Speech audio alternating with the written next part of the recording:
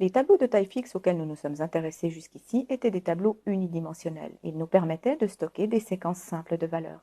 Dans certaines situations, il est nécessaire d'avoir recours à des tableaux de plus grande dimension. Illustrons ceci par un exemple concret.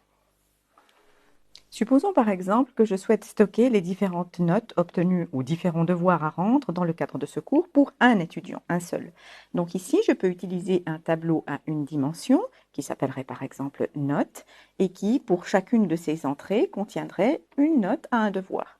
Donc ici, ça serait la note du devoir 0, donc du premier devoir. Ici, ce serait la note du devoir 1 et ainsi de suite. Donc ici, je réussis à comptabiliser de façon satisfaisante les notes d'un seul étudiant aux différents devoirs qu'il a accomplis dans le cadre de ce cours. Supposons maintenant que je souhaite comptabiliser non pas les notes d'un seul étudiant, mais de tous les étudiants suivant le cours. À ce moment-là, j'aurais besoin plutôt d'utiliser un tableau à deux dimensions ici, où la première dimension qui correspond ici aux lignes correspondrait à un étudiant. Donc ici, j'aurai le premier étudiant du cours, et chacune des colonnes représenterait en fait des notes obtenues au devoir par un étudiant. Donc ici, par exemple, j'aurai la note du premier devoir, et ici, la note du dernier devoir.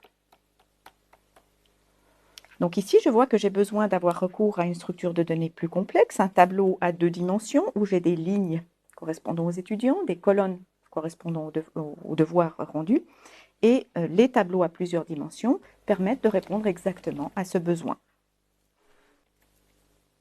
En Java, un tableau de taille fixe à deux dimensions n'est autre qu'un tableau de tableaux. En réalité, c'est un petit peu plus complexe que ça, puisque nous savons qu'en Java, les tableaux sont manipulés au travers de références. Donc le schéma plus correct serait quelque chose qui ressemblerait à ceci.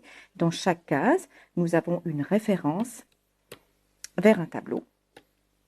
Donc le schéma que vous avez ici sous les yeux correspond en fait à une structure qui a cette allure en Java. Il s'agit bien d'un tableau de tableaux. Du point de vue de la syntaxe, ajouter une dimension supplémentaire à un tableau en Java revient simplement à ajouter un niveau de crochet supplémentaire. Vous en avez ici deux exemples concrets sous les yeux. Et décortiquons maintenant de façon un peu plus détaillée l'un de ces exemples. Ici, je déclare un tableau à deux dimensions, j'ai deux niveaux de crochet, qui contient de façon homogène des entiers et qui s'appelle score. Donc il s'agit d'un tableau à deux dimensions, je vais donc l'initialiser par une construction analogue à ce que je connais pour les tableaux à une dimension. Ici, j'ai un certain nombre de lignes qui correspondent à un certain nombre de joueurs. J'imagine par exemple que j'ai au plus 3 joueurs qui m'intéressent et des colonnes, un certain nombre de colonnes qui correspondent à un nombre de parties jouées par les joueurs. Donc j'imagine que j'en ai par exemple au plus 4. Le but du tableau score est de comptabiliser pour chacun des joueurs les scores obtenus à chacune des parties. Donc concrètement, à quelle structure je vais aboutir en mémoire suite à une telle déclaration? Eh bien ici, j'ai déclaré un tableau à 3 entrées, qui se traduit par ceci, dont chacune des entrées est elle-même un tableau à 4 entrées, ce qui peut se traduire schématiquement par ceci. Donc ici, pour l'entrée I, j'ai en fait un tableau qui peut contenir au plus 4 entrées, et chacune des entrées correspond en fait à un score. Donc ceci me permet de comptabiliser pour chaque joueur le score obtenu à chacune des parties. Donc si je veux accéder au ième joueur, j'itère sur la première dimension. Une fois que j'ai accédé à cette dimension, je peux accéder à la seconde dimension qui va me donner les différents scores obtenus aux différentes parties. Donc schématiquement, je peux tout à fait représenter ceci par un tableau à deux dimensions. Donc ici, j'aurai un tableau à 3 lignes et à 4 colonnes. Donc chacune des lignes I correspond à un joueur. Donc ici, ça serait la ligne du joueur I. Et chacune des colonnes J correspond en réalité à un score pour la partie J. Donc si je veux connaître le score obtenu par le joueur I lorsqu'il a joué à la partie J, eh bien je dois accéder à cette case du tableau à deux dimensions. Les scores pour chaque partie sont en réalité des entiers, ce qui explique la raison pour laquelle j'ai déclaré mon tableau à deux dimensions comme un tableau d'entiers. Si je connais toutes les valeurs du tableau au moment de sa déclaration, il est tout à fait possible de l'initialiser au moment de sa déclaration par une tournure de cette nature, qui ressemble beaucoup à ce qu'on a fait pour les tableaux à une dimension. Il faut bien sûr spécifier autant de valeurs que de dimensions, et ceci pour chacune des dimensions. Ce que vous avez ici sous les yeux correspond à un tableau de 4 lignes. Et nous voyons que chaque ligne correspond à un tableau et que le nombre de colonnes n'a pas à être forcément le même en Java pour toutes les lignes. Donc nous pouvons parfaitement construire un tableau qui a cette allure où pour chaque ligne on a un nombre de colonnes différent. Donc ici nous voyons bien que nous avons affaire à un tableau, deux tableaux. Donc chaque entrée individuelle du premier tableau correspond à un tableau.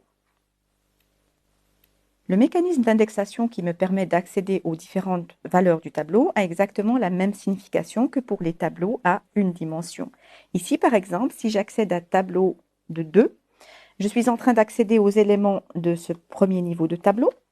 Donc ici, sachons que les éléments sont numérotés de 0 à taille moins 1. Ici, j'ai l'élément d'indice 0, d'indice 1, d'indice 2.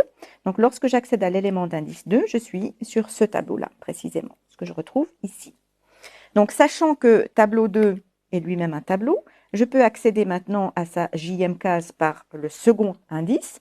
Donc ici, sachant que les indices sont toujours numérotés de 0 à taille moins 1, l'élément d'indice 1 sera celui-ci, ce qui correspond dans les schémas à cela, et dans ma déclaration d'initialisation à cet élément-là. Donc pour résumer la discussion qui a précédé, si on connaît a priori les éléments à mettre dans le tableau au moment où on le déclare, il est possible de l'initialiser par une tournure de cette nature.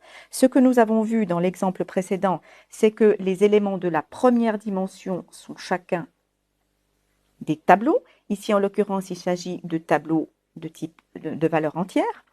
Donc concrètement, dans l'exemple que vous avez sous les yeux, vous avez un tableau de 3 tableaux, Y0, Y1, Y2.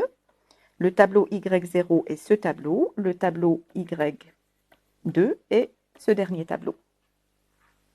Pour accéder aux éléments de la seconde dimension, j'ajoute un niveau de crochet et bien évidemment la valeur à ce moment-là qui est accédée est un entier et non plus un tableau.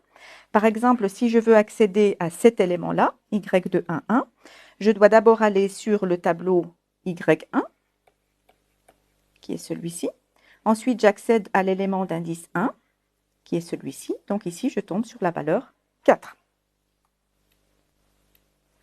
Dans le cas le plus général où on ne connaît pas a priori les valeurs à mettre dans le tableau, eh bien on va se contenter, comme dans le cas du tableau à une dimension, de réserver les emplacements nécessaires au moment de l'initialisation. Donc ici, concrètement, on va aboutir à la construction d'un tableau qui contient 3 lignes, et chacune des lignes contient 2 éléments. Donc c'est la structure à laquelle nous allons aboutir en mémoire. Et nous avons vu qu'il existait des valeurs par défaut pour l'initialisation de ces valeurs en Java. Donc les valeurs sont les mêmes que pour les tableaux à une dimension. Donc ici, j'aurai des zéros partout puisqu'il s'agit d'entiers. Donc ensuite, il faut procéder par un remplissage ad hoc, donc à la main. Ici, je le fais très explicitement en accédant case par case et en y mettant une valeur. Donc ici, je vais mettre 1 ici, je vais mettre 2 ici, et ainsi de suite. Et on peut bien évidemment s'imaginer que c'est fastidieux de procéder de cette façon si l'on a affaire à des grands tableaux. Ce qui nous fait naturellement penser à des boucles et à la notion de parcours. Comment procéder si l'on veut parcourir un tableau à 2 dimensions, voire plus.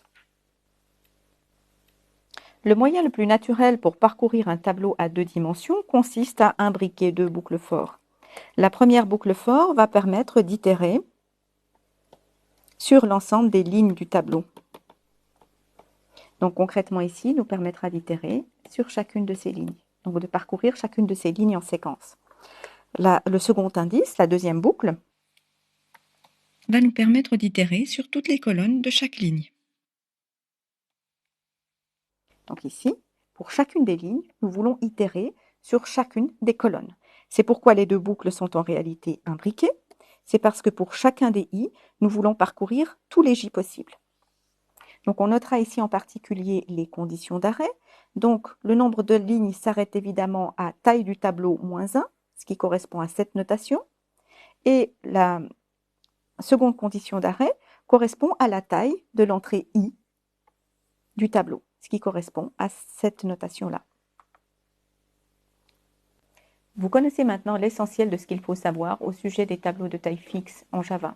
Nous avons étudié le cas des tableaux à une dimension, à deux dimensions. Bien évidemment, il est possible d'aller au-delà et d'avoir des tableaux de plus grande dimension, même si en pratique, on ira rarement au-delà de 4. Le principe d'utilisation reste exactement le même que pour les tableaux en deux dimensions.